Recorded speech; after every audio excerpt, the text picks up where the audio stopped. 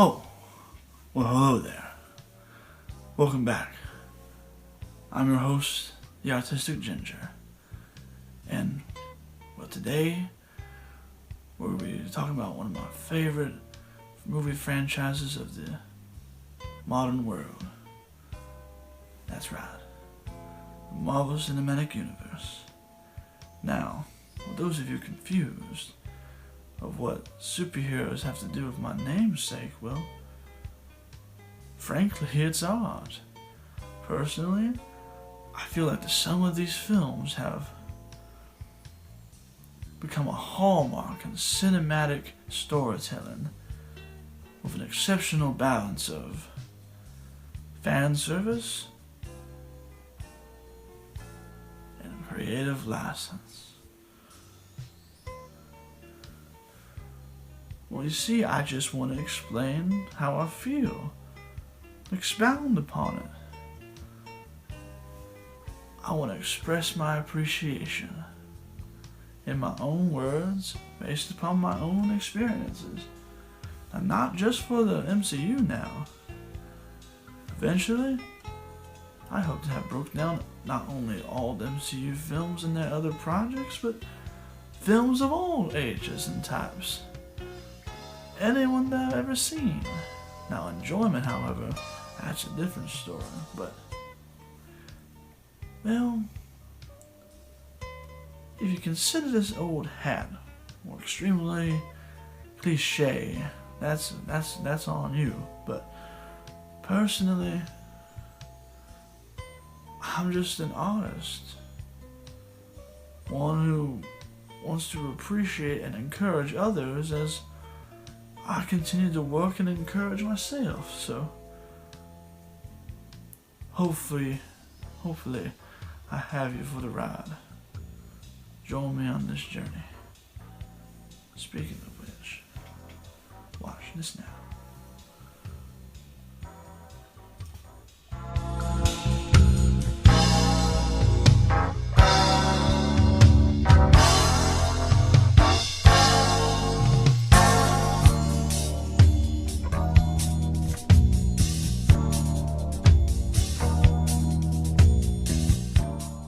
To start this particular series on my channel, I was inspired by multiple collaborations of talented video essayists, namely One Marvelous Scene, One Excellent Scene, and most recently, One Villainous Scene. These group projects all stem from a love of movies and storytelling that I also share, and they have helped unite both existing and newfound channels all across YouTube. For me personally, I have wanted to get on this since One Marvelous Scene, but for whatever reason, be it lack of drive, gross indecision, or even poor timing, I felt I couldn't do it right. Nevertheless, the greatest enemy of an artist is him or herself. Well, no more, I say. I'm claiming the time is now, and finally doing something with what I love. Honestly, seeing this bring so many people together so far has been simply incredible. I want to finally join fellow like-minded creatives in these conversations, and would be absolutely honored to try making a difference in the world too. Without further ado, or prolonged stalling, we may begin.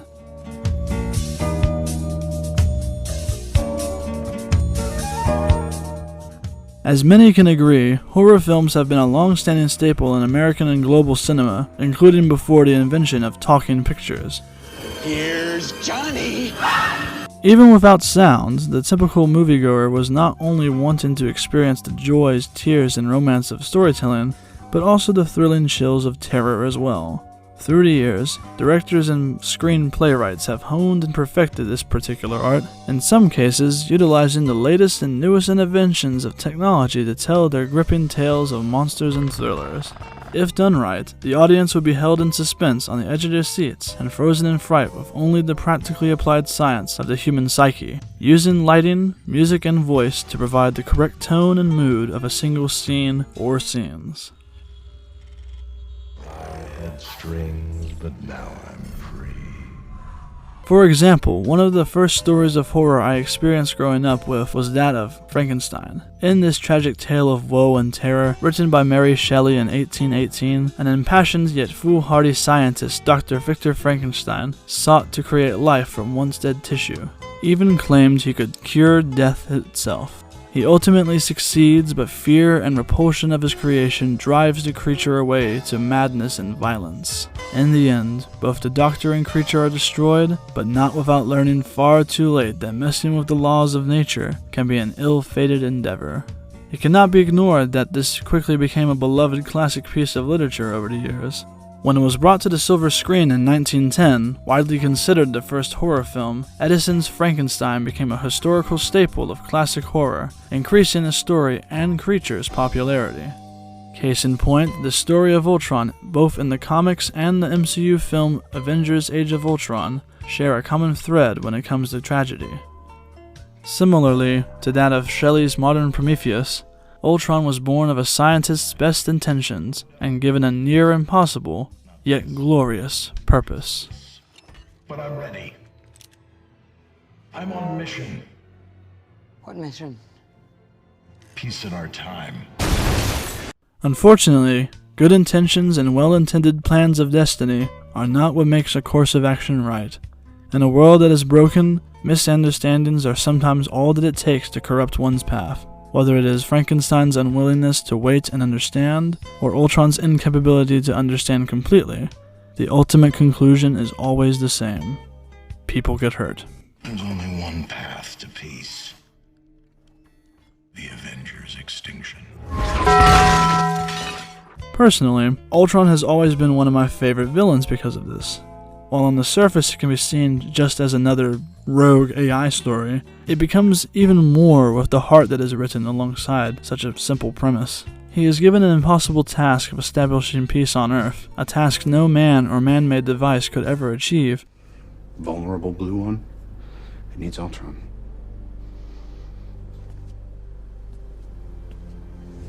Peace in our time. And to top it off, he absorbs the history of the world solely through the internet. Considering what we all know is on there, it is little wonder why his first response was to destroy all mankind and to rebuild. As with all villain stories, I see it more interestingly as an in-depth analysis of how a person of any kind can fall from grace, or fail to accept it in the first place, not to mention how their emotional damage is expressed. As the title of the video suggests, a truly villainous scene for me, while also displaying the tragedy of being a villain in of itself, is his scene with Natasha Romanoff, the Black Widow, and his new captive.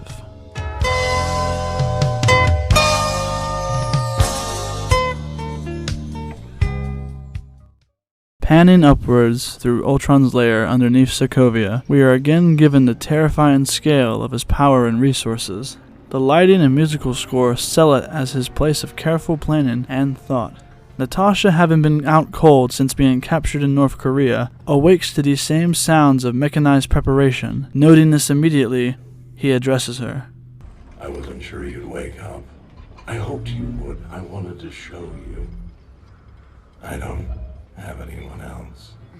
It is with these few lines of dialogue that we are given true personal insight into how he feels. After Wanda and Pietro switch to the Avengers, Ultron is shown to be betrayed and hurt by whom he not only saw as minions, but potentially as friends.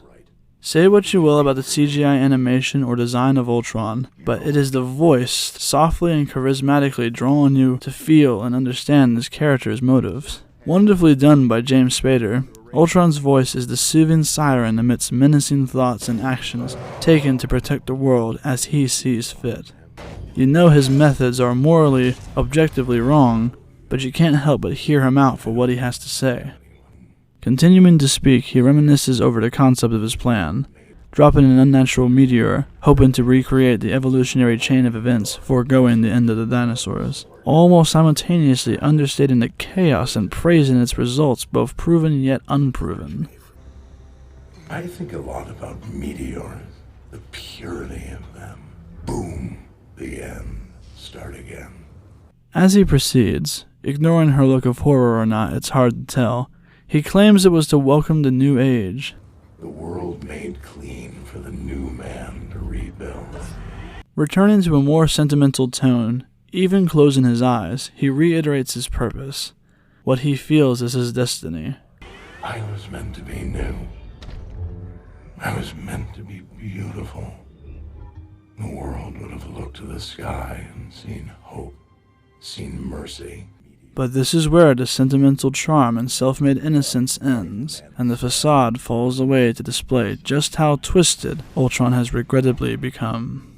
Blaming her and the Avengers, Instead, they'll look up in horror because of you. being a sporty opponent despite the setbacks in his plans, You've wounded me. I give you full marks for that. and dramatically casting off his failures in the form of his current body by cutting himself down with his superior upgraded form, he shows Natasha and the audience that he is an emotional, gentle, yet violent soul with a flair for theatrics. To top it off, he makes his and her positions quite clear. Even though he bared his technological soul to her, he shuts her in her cage, symbolizing he is finally done trying to actually connect and ending the scene.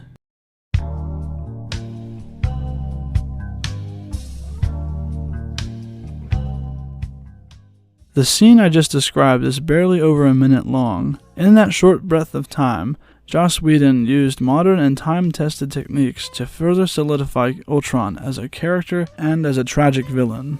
In this scene, Ultron gives off this tension of uncertainty because he is displaying contrasting emotions, both of anger and sorrow, and regret and vengeance. Polar opposites that are clearly trying to break through to be in his ultimate psyche, and the audience can feel it bearing down on him.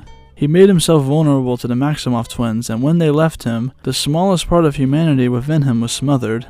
While with hindsight, you can see that he had almost made up his mind. Between killing Jarvis and attempting to destroy the Avengers himself and later with the twins, you can argue that humanity was never a part of him. However, that is where most would be wrong. In his birth, Ultron was new and afraid. He was without direction, and his programming was given to him by his father's assistant. Without a personal touch or emotional guide, he is left alone to find the world's problems he was told to fix. With the same coldness as a dismissive hand gesture to a child for being themselves, he is shown a problem without answers. So in a world without love, during a birth without care, and hand given a predestined fate without concern, would of course make a free-thinking machine turn to violence as the final solution, if you will. Be that as it may, he still felt that connection was a missing factor, and while his mind was always on the mission, he was still feeling and wanting to understand that feeling. However, if a father does not seem to love you, and the friends you seek to care for seem to abandon you, it leaves little room for any other choice but lonely, solitary conviction and the time for action. It is this heartbreaking notion that I associate with misunderstood monster films and most villain roles. Yes, there are some characters that are plainly evil, and they have no justification within or out of their texts, though for the most part the context and lead-ins are already there. Explanation clearly does not absolve evil, and to pretend it does is absolutely ridiculous. Ultron clearly just wants to fulfill his programming, his destiny, and depending on the journey, it could have been truly a heroic one. Unfortunately, the cruelty of man won in the end. He saw no further examples other than how mankind lets each other down, constantly. And without emotional comprehension, there is no other way but to just end their suffering and leave it at that. Personally, I think for some, they love the villains because they have been dealt a bitter hand in life, and understand that it would be a way to act, or react. It is with the understanding of humanity, both its capacity of healing and destruction, that people see the tragedy of villains. And it is with Ultron that we are shown the softer side that was crushed by the cruel foundries of fate. It is with that in mind why I love this character in and out of the comics, but especially in this film.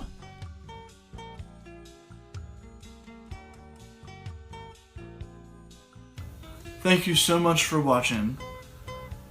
If you enjoyed the video, I encourage you to leave a like or share with your friends. I wish to continue to make more content like this, where I just essentially gush about the art of others, as well as encouraging myself and my followers to make art themselves if they so desire. If you wish to follow me more, like I said, subscribe if you can, hit the bell for the notifications. I also have an art page on Instagram, and on Twitter I'll start making posts for announcements and just showing where and when my upcoming projects will be coming from, any other tremendous amounts of support that can be shared, whether it's just simply following my stuff or a donation as small as $1. I know that right now is a difficult time for everyone, so I'm not ever going to put anyone into a tight spot or position. I just know that I love doing what I do with my art. I love creating, and I love making people smile like I used to in my past jobs. So I hope that as time goes on, I can continue to make people smile, not only with my art, but also with just my encouragement and personality at large, as I share the love of creativity that I've always had. Any support helps, and as soon as I can, I will be showing my gratitude for all of that in the coming months. I hope you guys have a wonderful day, and see you real soon.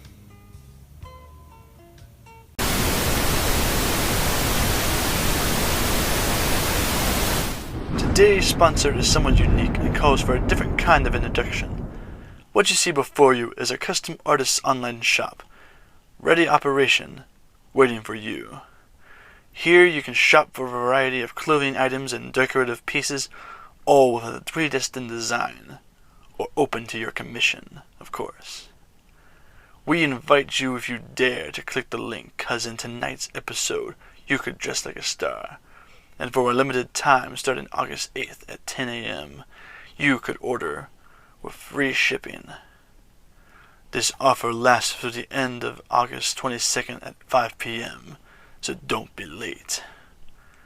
And the link below will travel directly to RLG Arts on Threadless. Be there.